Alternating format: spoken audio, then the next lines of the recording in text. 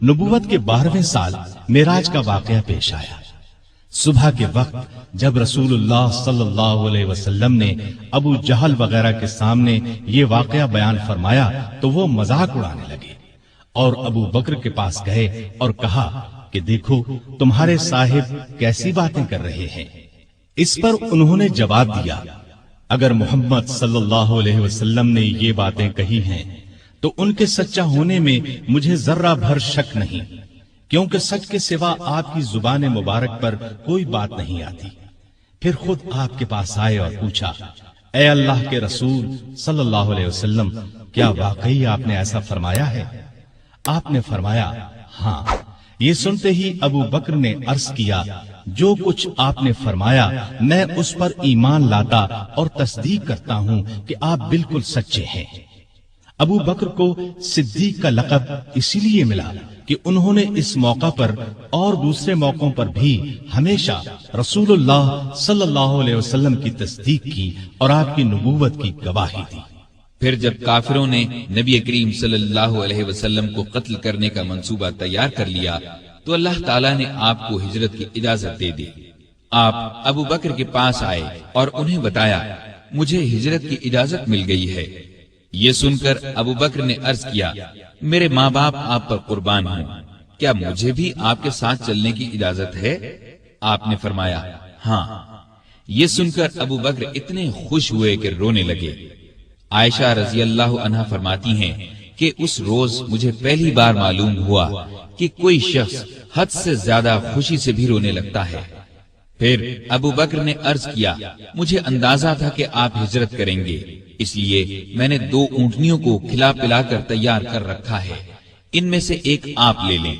आपने फरमाया, लेकिन मैं कीमत देकर लूंगा। अबू बकर खामोश हो गए। रात हुई तो आप अली रजी अल्लाह अन्हु को अपने बिस्तर पर लिटाकर घर से निकले। अल्लाह ताला ने कुफ्फार को उस वक्त अंधा कर दिया। वो नंगी तलवारें लिए घर को घेरे खड़े थे कि जो ही आप बाहर निकलेंगे काम तमाम कर देंगे। आप कुरान मजीद की आयत पढ़ते हुए बाहर निकल आए। सीधे अबू बकर के घर पहुंचे। वो पहले ही तैयार बैठे थे। रुखसत से पहले उन्होंने अपने बेटे को हिदायत की कि रात को आकर खबरें सुनाना, हम फलां जगह ठहरेंगे। अपने खादिम आमिर बिन फुहैरा को हिदायत दी कि वो रोजाना की तरह बकरियां चराए और रात को उनका दूध हमें दे जाया करे। फिर अबू बकर घर में मौजूद तमाम नकदी साथ लेकर निकल पड़े। रास्ते में अबू बकर कभी आपके आगे हो जाते और कभी पीछे। आप सल्लल्लाहु अलैहि वसल्लम ने वजह पूछी तो अर्ज किया, जब मुझे खतरा होता है कि आगे से कोई दुश्मन ना आ जाए तो आपके आगे चलने लगता हूं, पीछे से कोई खतरा महसूस करता हूं तो पीछे हो जाता हूं। इस तरह दोनों गारे सौर में पहुंचे। ये मक्के के जुनूब मशरिक में करीबन 5 किलोमीटर पर है।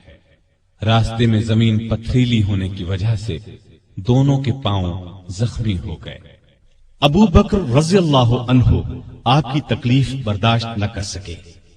आप सल्लल्लाहु अलैहि वसल्लम को बमुश्किल अपने साथ लेकर गारे सौर, जो बहुत बुलंदी पर था, पहुंचे। पहले अबू बकर अंदर दाखिल हुए, गार को साफ किया। गार में जो सुराख नजर आए उनको अपनी चादर फाड़कर बंद किया। गार में 2 सुराख बाकी बच रहे, जिनके लिए चादर नहीं बची थी। अबू बकर रज़ियल्लाहु अन्हु ने उन दोनों पर अपने पांव रख दिए। फिर रसूलुल्लाह सल्लल्लाहु अलैहि वसल्लम से अर्ज की कि अंदर तशरीफ लाएं। आप सल्लल्लाहु अलैहि वसल्लम अंदर तशरीफ ले गए और अबू बकर की आगोश में सर रखकर सो गए। उधर अबू बकर रज़ियल्लाहु अन्हु के पांव में किसी चीज ने डस लिया। अबू बकर ने बड़े सब्र से तकलीफ बर्दाश्त की, लेकिन हिले नहीं कि कहीं आपकी आंख न खुल जाए। लेकिन जब तकलीफ हद से बढ़ी तो उनके आंसू रसूलुल्लाह सल्लल्लाहु अलैहि वसल्लम के चेहरे पर टपक गए। आपकी आंख खुल गई। आपने फरमाया, अबू बकर तुम्हें क्या हुआ? अर्ज की, मेरे माँ बाप आप पर कुर्बान, मुझे किसी चीज ने डस लिया है। रसूलुल्लाह सल्लल्लाहु अलैहि वसल्लम ने उस पर अपना लुआब दहन लगा दिया। जहर का असर फौरन दूर हो गया और तकलीफ जाती रही। यहां दोनों हजरात ने 3 रातें छुपकर गुजारी। تلاش کرنے والے اس دوران میں غار ثور تک پہنچ گئے۔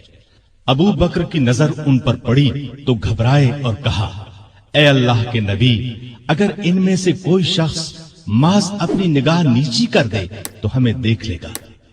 نبی کریم صلی اللہ علیہ وسلم نے فرمایا، ابو بکر، ایسے دو آدمیوں کے بارے میں تمہارا کیا خیال ہے جن کا تیسرا اللہ ہے؟ اس وقت اللہ نے کافروں کی آنکھوں پر پردہ ڈال دیا، وہ غار کے اندر نہ دیکھ سکے۔ آپ نے 3 راتیں اور 3 دن غار میں قیام فرمایا۔ عامر بن فہیرہ دودھ پہنچاتے رہے، آپ کی بیٹی اسما رات کو کھانا پہنچاتی رہی، اور عبداللہ رضی اللہ عنہ دن بھر کی خبریں بھی سناتے رہے۔ گویا ابو بکر کا گھرانہ خدمت میں لگا رہا۔ تیسری رات غار سے روانہ ہوئے، عامر ساتھ چلے۔ عبداللہ عریقت نامی ایک شخص کو اجرت پر راستہ دکھانے کے لیے ساتھ لے لیا۔ اس طرح یہ آگے چلے۔ ادھر مکے کے کافر آپ کی تلاش میں نکلے، کیونکہ گھر میں انہیں علی رضی اللہ عنہ ملے تھے۔ پہلے وہ ابو بکر رضی اللہ عنہ کے گھر پہنچے، وہ وہاں نہ ملے تو کافروں نے اعلان کیا، جو شخص محمد یا ابو بکر کو پکڑ کر لائے گا اسے ہر ایک کے بدلے 100 اونٹ انعام میں دیے جائیں گے۔ قبیلہ بنو مدلج کا سردار سراقہ یہ اعلان سن کر ہتھیار لگا کر آپ کی تلاش میں گھوڑے پر روانہ ہوا۔ یہ بڑے ڈیل ڈول کا اور بہادر شخص تھا۔ تلاش کرتے کرتے ان حضرات کے نزدیک پہنچ گیا، لیکن گھوڑے نے ٹھوکر کھائی، زمین پر گرا، دوبارہ سیدھا ہوا، پھر گرا۔ ادھر ابو بکر مڑ مڑ کر اس کی طرف دیکھ رہے تھے۔ بولے، اے اللہ کے رسول، ہمارا پیچھا کرنے والا بہت قریب آ گیا ہے۔ اس پر نبی کریم صلی اللہ علیہ وسلم نے فرمایا، لا تحزن ان اللہ معنا، غم نہ کر، اللہ ہمارے ساتھ ہے۔ اس کے ساتھ ہی سراقہ کا گھوڑا زمین میں دھنس گیا۔ یہ دیکھ کر وہ پکارا، مجھے معاف کر دیجئے، میں آپ کو کوئی تکلیف نہیں پہنچاؤں گا۔ آپ نے دعا کی، گھوڑا نکل آیا۔ سراقہ نزدیک آیا، کافروں کے اعلان کے بارے میں بتایا۔ آپ نے اسے جانے کی اجازت دے دی اور اس سے کہا، ہمارے بارے میں کسی کو نہ بتانا۔ وہ لوٹ گیا اور آپ اپنے ساتھی کے ساتھ آگے روانہ ہوئے۔ ادھر یثرب یعنی مدینہ کے لوگوں کو اطلاع مل چکی تھی، وہ آپ کا بے چینی سے انتظار کر رہے تھے۔ آپ 8 دن تک سفر کے بعد قباء کے قریب پہنچے۔ قباء مدینے سے 4 کلومیٹر کے فاصلے پر جنوب مغرب میں ایک گاؤں تھا۔ لوگوں کو آپ کی آمد کی خبر ملی تو اللہ اکبر کے نعرے لگاتے امٹ پڑے۔ ادھر رسول کریم صلی اللہ علیہ وسلم اور ابو بکر رضی اللہ عنہ سواری سے اتر کر ایک درخت کے نیچے بیٹھ گئے تھے۔ لوگ ابو بکر کو سلام کرتے رہے، اس لیے کہ ان کے سر اور داڑھی کے بال سفید ہو گئے تھے۔ لوگ انہیں اللہ کا رسول سمجھے۔ نبی صلی اللہ علیہ وسلم پر دھوپ آئی تو ابو بکر نے آپ پر کپڑا تان کر سایہ کیا۔ تب لوگوں کو معلوم ہوا کہ اللہ کے رسول تو یہ ہیں۔ آپ صلی اللہ علیہ وسلم نے قباء میں مسجد بنوائی۔ چند دن ٹھہرنے کے بعد وہاں سے مدینے کی طرف روانہ ہوئے۔ ابو بکر اب بھی ساتھ تھے۔ سبسکرائب کیجئے ہمارے چینل اور دبائیے بیل کا آئیکن تاکہ آپ کو ریگولر نوٹیفیکیشن اپڈیٹس مل سکے۔